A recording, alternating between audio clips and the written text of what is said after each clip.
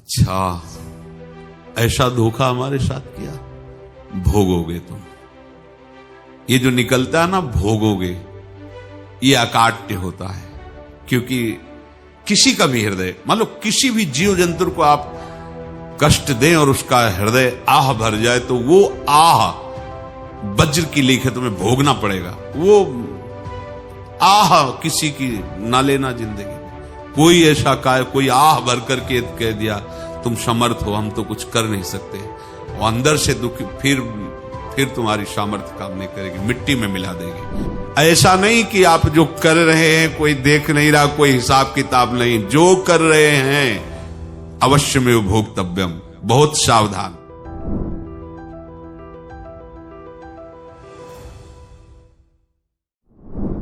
जीव स्वयं नित्य निरंतर कर्मों के जाल को रच रहा है और अपने आप को बांध रहा है। आपको मुक्त होना है, बंधना नहीं है। जीव का जन्म कर्मों के अनुबंध से होता है, कर्मों के बंधन से होता है, और उसको अपना ऋण चुकाना होता है। कर्मानुबंध ये बहुत सूक्ष्म विषय है। जैसे आप जिस परिवार में जन्म लिए हैं, तो उस परिवार के लोगों से आपका ऋण है, इसलिए उसी परिवार में आप आए हैं। और ऋणानुबंध, उसको बिना चुकाए या बिना वसूल किए आप वहां से जाएंगे नहीं।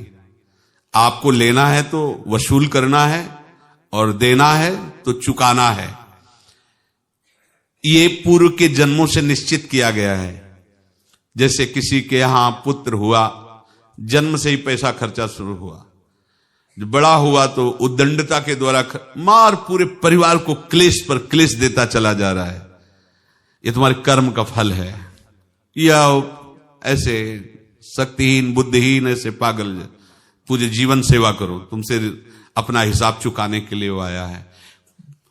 अब परिवार के जो सदस्य जुड़े आके, मतलब पत्नी आते ही पूरी हृदय में आनंद, परिवार में आनंद, और जीवन भर वो आनंद ही सुख देने के लिए उसका जन्म हुआ। वो अपना ऋणानुबंध मुक्त, और आते ही भयंकर क्लेश खड़ा कर दिया, बीच में दीवाल और झगड़ा वैसा, फिर अतरे दिन मारपीट शुरू, कलह अशांति, पूरा जीवन नरक हिसाब करने आए। यहां ऋण चुकाए बिना कोई जा नहीं सकता, ऋण चुकाना पड़ेगा। किसी का ऋण वसूल करना है तो किसी को ऋण चुकाना है, दोनों काम करने होते हैं। अनेक जन्मों में अनेक लोगों के साथ हमने जो बर्ताव किए हैं, अच्छे या बुरे, वो होंगे। अब किसी आदमी को हम जानते नहीं, अचानक मिला, अचानक टक्कर लगा और मार पीट गाली गुप्ता सब कर दिया, चुपचाप सह लो। क्यों? ये आपका हिसाब है, पूर्व का हिसाब। हमारा उससे कोई द्वेष नहीं, कोई संकल्प नहीं। अचानक घटना घटी और हमसे द्वेष करने लगा, हमें पीटने लगा, हमें गालियां दे, ये हिसाब है, चुपचाप सह जाओ। अपने घर का भाई ही भारी दुश्मन बन गया और क्लेश देने, हिसाब है। एक प्रभुदत्त ब्रह्मचारी जी की वाणी में पढ़ा था, एक महात्मा जी भ्रमण करते थे, तो उस समय असरफियां चलती थी, मोहरे असरफियां, तो उनको भेंट में देते लोग। तो या तो ठाकुर सेवा में लगे तत्काल, या संत सेवा में तत्काल लगे, उसका संग्रह करके डोलना ये ठीक नहीं है बैरागी के लिए, सिद्धांत में ये ठीक नहीं है। तो जब 2, 4, 6, 8 ऐसे मोहरे हुई, तो उन्होंने विचार किया कि और भ्रमण करके जब काफी मोहरे हो जाएंगी तो प्रयागराज में जब कुंभ पड़ता है, एक बार पूरे सब अखाड़े के संतों को, अलग अलग संप्रदाय सब संतों को बुलाएंगे और सबको पुआएंगे। अब साधु है तो यही विचार करेगा, और क्या विचार करेगा। तो उन्होंने ऐसे डंडा बनवाया, बेंत, जो ऊपर से चूड़ीदार और भीतर पोला, और मोहरे उसमें डालते गए। और भ्रमण, जहां जहां श्रद्धालु भगत सबके यहां जाना और इच्छा रखना कि एक मोहर तो दे ही दे दक्षिणा में। कामना कोई भी हो वो बांधती ही है, ध्यान रखना। इसीलिए प्रभु जो चाहे वो करे, अपनी चाह नहीं रखनी चाहिए, अपनी चाह प्रभु की चाह में मिला देनी चाहिए। धीरे धीरे वो छड़ी भर गई। भ्रमण करने वाले महात्मा चूड़ी लगाई, इंतजार करते रहे। जब प्रयाग का कुंभ पड़ा तो चले। तो रास्ते में एक गांव में पूछा जाता है, जैसे कहीं रुको कि कोई श्रद्धालु ऐसा है जो संत सेवी है। तो कुछ लोगों ने बताया, हाँ एक परिवार है बहुत संत सेवी है और आपको मिलाते हैं उनसे। हाँ ये महाराज घर में रुका, खूब अच्छा हलवा पूड़ी पवाया और जो घर के मालिक थे चरण दबाए। चरण दबाते दबाते उनकी दृष्टि पड़ी उस डंडे पे। इतना मोटा और ऊपर से कुछ चूड़ी सी भी नजर आ रही, इस डंडे में तो कोई रहस्य है ही है। अब महात्मा जी को खवा पिला के सुला दिया। महात्मा जी जब सो गए तो पत्नी से धीरे से कहा, वो डंडा लाओ बाबा जी का डंडा। वो चूड़ीदार जो ही खोला पलटाया तो सैकड़ों मोहरे। ऐसे संत रोज पधारे भगवान, तुम आनंद हो जाए फिर क्या। पत्नी से कहा नाप के कंकड़ लाओ। वो तो महात्मा जी तो खाए खीर पूड़ी, आराम से सो रहे। रात में पूरी प्लानिंग करके उसमें कंकड़ भर के चूड़ी लगाकर सिराने रख दिया, सारी मोहरें हटा ली। महात्मा जी आराम से छड़ी उठाए तो वजन पक्का। वैसे बड़े लोग चतुर होते हैं, पर ये नहीं जानते कि कर्म कितना भयानक होता है। और उनकी कोई संतान नहीं थी, पर धन में इतना प्रेम उनको था। बहुत सावधान। साधु महात्माओं के पास जो अर्थ है, गृहस्थी अगर आता वहीं से है, पर अगर उसको जोर जबरदस्ती या किसी छल कपट से, तो वो उसका विनाश ही करता है। आज तक का प्रमाण है। अब उनको ये भाव पता नहीं होगा, या पता होगा तो लोभ के कारण वो उसको मान नहीं पाए होंगे। महात्मा जी गए प्रयाग में, किसी अखाड़े पर रुके और वहां प्रार्थना की कि कल जो है संपूर्ण अखाड़ों का निमंत्रण किया जाए और सब संतों को भोग पवाया जाए और उनको दक्षिणा भी दी जाए। महंत ने सोचा कि बहुत बड़ा है तो उत्सव है, क्योंकि प्रयाग में कितने हजारों संत महात्मा सब। तो उनका महाराज बोरों इसमें चीनी और टीनों घी लगेगा, सब व्यवस्था। बोले आप मंगाइए, एक एक हिसाब हम करेंगे, हमारे पास सब व्यवस्था है। बोले कुछ तो पहले दे दो, इकट्ठे देंगे हम। उनको था कि अगर हम छड़ी खोला और दो चार मोहरे दी, किसी को पता लग गया तो गड़बड़ हो सकती। बोले हम भंडारे के समय आखिरी में सब कुछ आपको दे देंगे। ठीक है। वो अपने पास से पैसे लगाकर खूब जितना सामग्री सब लाए, लाखों की, और सब संतों को निमंत्रण कर दिया। संत जन निमंत्रित हो गए, भंडारा बन रहा है। तब वहां के महंत है और उनका देखो भंडारा भी बन रहा है, संतों को निमंत्रण। अब आप अर्थ की व्यवस्था कीजिए, क्योंकि इतनी बड़ी हमारी सामर्थ्य नहीं थी जितना हमने किसी तरह हमने व्यवस्था की। अब मुझे अर्थ चाहिए, तभी आगे की व्यवस्था बढ़ेगी। संतों को दक्षिणा देंगे और जिनसे अर्थ लिया उनको दे। देखो रसोई बन गई सब। उनका छत में विश्वास नहीं तो ये अभी चूड़ी खोली। उनको तो था ना कि मोहरे हैं, कंकड़। तो अब जैसे कितना उनको सदमा लगा होगा। हजारों संतों का निमंत्रण, रसोई बन, मतलब संत हो के छल कपट। तो उनका महाराज आपने तो हमारा नाश कर दिया, जो महंत थे। अब बताओ रसोई बन गई, संत निमंत्रित हो गए और आप ये कंकड़ दिखा रहे हैं हमको। आपने तो हमें बर्बाद कर दिया, हमारी इतनी सामर्थ्य नहीं थी, आप पहले बता देते। संत होकर ऐसा छल कपट।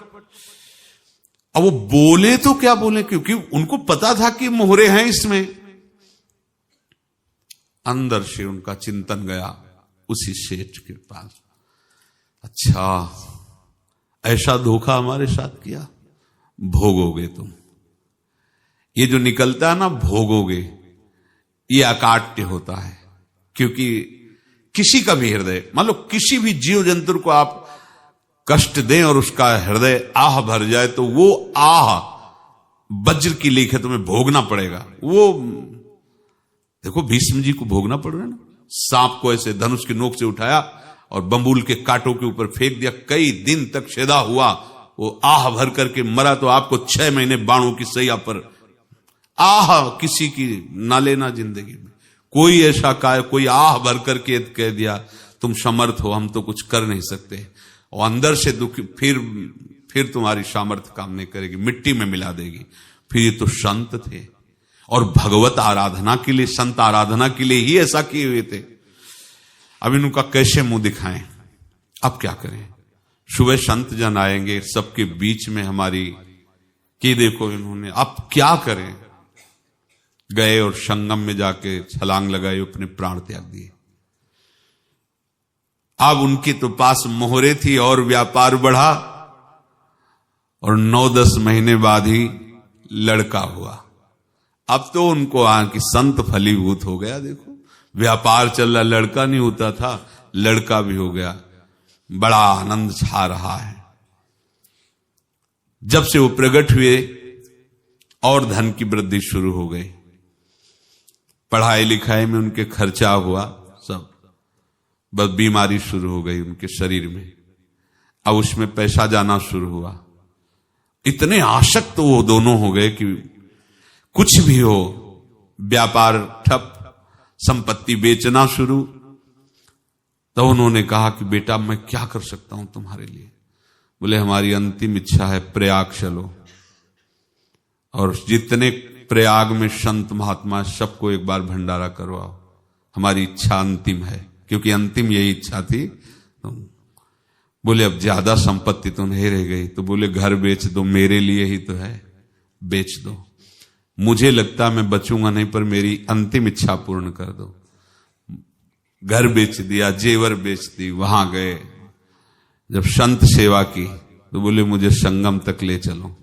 संगम तक ले गए और बोले समझे तुम चुराए थे और हमने उसको छीना है, कुछ नहीं रह गया तेरे पास कुछ, अब केवल ममता और आसक्ति में जलकर मर और नरक प्राप्त कर। मैं वही महात्मा हूं जिसकी तूने मोहरे ली थी, शरीर छोड़ दिया। महात्मा को जन्म लेना पड़ा और इनको दुर्गति भोगनी पड़ी। ऋणानुबंध होश में, ऐसा नहीं कि आप जो कर रहे हैं कोई देख नहीं रहा, कोई हिसाब किताब नहीं, जो कर रहे हैं अवश्य में भोक्तव्यम, बहुत सावधान। अनेक जन्मों में अनेक लोगों से जो कुछ लिया दिया है, इस लेने देने को मिटा देने के बाद ही तुम मुक्त हो गए। इसीलिए एक उपाय है, लेना न देना मगन रहना। क्या? मालिक को समर्पित हो जाओ, मालिक को अपना माना हुआ समर्पित कर दो, खत्म। अहम त्वाम स्वरूपापेभ्यो मोक्षयिष्यामि, सब खत्म, आगे पीछे लेना देना सब खत्म। एकादश स्कंद में भगवान श्री कृष्णचंद्र जी ने कहा जो मेरे चरणों का आश्रय लेकर भक्त मेरा भक्ति करता है, उसके पितृ ऋण, मातृ ऋण, देव ऋण, ऋषि ऋण, सब ऋणों से मैं मुक्त कर देता हूं। बस यही एक उपाय है जो इसके बंद करने का उपाय भक्तों के लिए है, वो यही है, भगवान की शरण में होकर अपना माना हुआ पूरा भगवान के अर्पित कर दो। अर्पित करने का तात्पर्य उसमें अहम हटा दो। तदीयम वस्तु गोविंदम तुभ्यमेव समर्पये। जिनसे तुमने सेवा करवाई है उनकी सेवा करनी पड़ेगी, जिनसे तुमने जो कुछ लिया है उनको देना पड़ेगा। ये लेने देने का व्यापार जब तक समाप्त नहीं होगा तब तक तुम्हारा जन्म मरण चलता रहेगा। अब आपको यहां समझना है, यदि आपसे किसी ने पैसे लिए बेईमानी करके नहीं दे रहा है तो आप उसको गाली मत दीजिए, आपने बेईमानी की थी इसलिए आपकी बेईमानी हुई है, ले गया, कोई बात नहीं है, बंधन से मुक्त हुए, जो बोझा था चला गया। उसको ऐसा ना देखे कि ये बेईमान हमारे रुपए मार लिए, अब जो कुछ होगा देखेंगे। अगर आप आगे नया कुछ करते हैं तो फिर आगे का हिसाब आपको भोगना पड़ेगा, ध्यान रखना। ऐसा नहीं है कि आपको भोगना नहीं पड़ेगा। एक ही उपाय है कि अब जो शरीर धारण किए इसी में जो भोग ले, आगे ना होना चाहिए। तो क्या करे? सर्वतो भावेन भगवान की शरण ले ले। ये तो सर्वाणि कर्माणि मयि सन्न्यस्य मत्पराहा अनन्ये नैव योगेन माम ध्यायन्तु उपासते तेषाम् अहम् समुद्धर्ता मृत्यु संसार से। ये बड़ा कठिन है पार होना, कोई छोटी मोटी बात है। एक महात्मा बाल्यावस्था से भजन करते थे, शालिग्राम भगवान पास रखते थे और उन्हीं की आराधना करके बस पाठ, नाम, जप और भ्रमण करते थे। यौवन अवस्था थी, गंगा जी के किनारे अपने ठाकुर को विराजमान करके स्नान करने के लिए कपड़ा ही उतार रहे थे कि 90 लोग आ गए, भाला तलवार सब ले, मारो मारो इसको मारो, घेर लिया। तो उन्होंने हाथ जोड़कर कहा, हमने क्या अपराध किया, कोई सुन ही नहीं रहा। तो उन्होंने कहा, मार तो डालोगे ही आप 90 लोग, हम कोई अस्त्र शस्त्र तो लिए नहीं, एक बार हमें गंगा में डुबकी लगा देने दो और अपने ठाकुर को स्नान करा देने दो, फिर इसके बाद आप मार देना।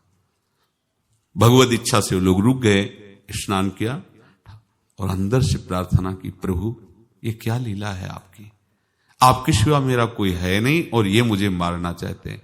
तो भगवान ने, जानते हो क्या कहा उनके अंतर में, तुम मेरे में ध्यानस्थ हो करके शरीर को छोड़ो, ये लोग मारेंगे।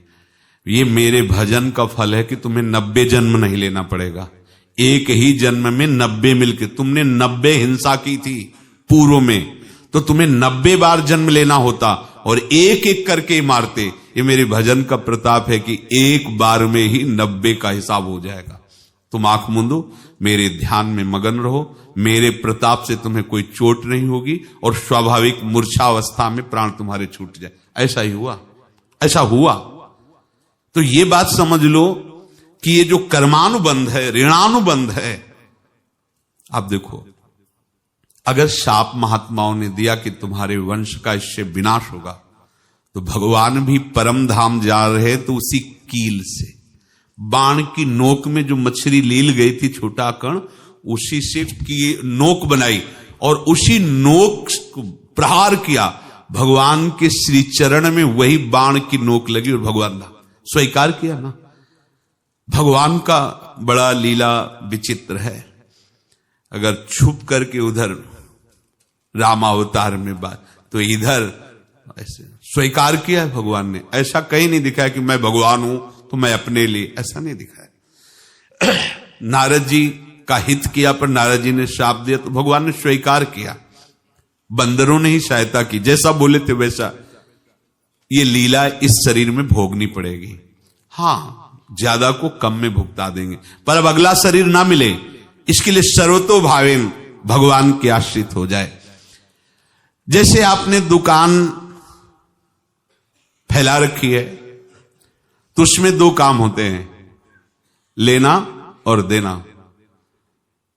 किसी को उधार दिया है तो हमें उसे लेना है, और कोई नगद देकर सामान ले रहा है तो उसे सामान देना है, या उधार लिया है तो हमें उधार देना है।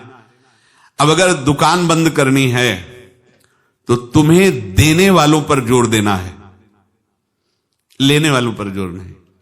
लेने वाला तो जाओ, हम क्षमा किया, समर्पित किया, हमारा कोई संबंध नहीं, खत्म हो जाए, वो खुशी हो जाएगा। लेकिन देने वाला, तुम अगर दुकान भी उठा दोगे तो जहां भी रहोगे तुम्हारे पास वो आएगा, लाइए हमारा। तो देने पर नजर रखिए, जिसका जिसका हिसाब है वो आपके सामने आता जाए, हटाते जाओ। लेने पर नजर मत रखिए और दुकान फौरन उठा दीजिए, नहीं अगर लेते देते रहे तो चलता रहेगा। आगे चलकर कुछ लेना न देना, मगन रहना बस अपने प्रभु के चिंतन में। अब हम कैसे जाने कि किसको क्या देना है, हमें क्या पता? तो हम पूरा हिसाब जिनको पता है उनको दे देते हैं। समझ रहे हो? उनको पता है क्या लेना है क्या देना है, तो इनके पास पहुंच गए, सरकारी हिसाब से सब बराबर कर देंगे। हमको अपनी जिम्मेवारी इनकी चरणों में समर्पित कर देना है, तभी हम जीवन मुक्त होंगे। ये रहस्य की बात है। प्रभु कह रहे हैं, यस्य सर्वे समारंभाः काम संकल्प वर्जिताः ज्ञानाग्नि दग्ध कर्माणं तमाहु पंडितम बुधाः। जिसके संपूर्ण कर्मों के आरंभ संकल्प और कामना से रहित हैं, तथा जिसके संपूर्ण कर्म ज्ञान रूपी अग्नि से जल गए हैं, उसको ज्ञानी जन भी पंडित कहते हैं, बुद्धिमान कहते हैं। पूज्य श्री भाई जी महाराज कह रहे हैं, जैसे वहां ज्ञानाग्नि से दग्न कह रहे हैं, तो अपने वृंदावन वासियों का प्रेमाग्नि से सब कर्म संस्कार दग्न होते हैं। जिस समय आपके हृदय में भगवत प्रेम का प्रादुर्भाव होगा तो लेश मात्र कभी तुम्हें दुख नहीं भोगना पड़ेगा। प्रेम का प्रादुर्भाव होते ही दुख का नाश हो जाता है, महासुख। जब प्रेम का प्रादुर्भाव होगा तो समस्त पाप भस्म हो जाते हैं, अशांति नष्ट हो जाती है, संसार ज्वाला स्पर्श भी नहीं कर सकती है। जब भगवत प्रेम का प्रादुर्भाव होता है तो हो सकता है उस उपासक के जीवन में दुखों का पहाड़ टूट पड़े, परिवार खिलाफ, शरीर रोगी, अव्यवस्था, बहुत बहुत कुछ, सब कुछ। कह रहे हैं इतना सब होने पर भी उसके हृदय में कोई भी दुख नहीं होता। ऐसा सामर्थ्यशाली भगवत प्रेम है। भगवान के चरणारविंद का जिसके हृदय में प्रेम है, भारी से भारी दुख भी उनको विचलित नहीं कर सकता।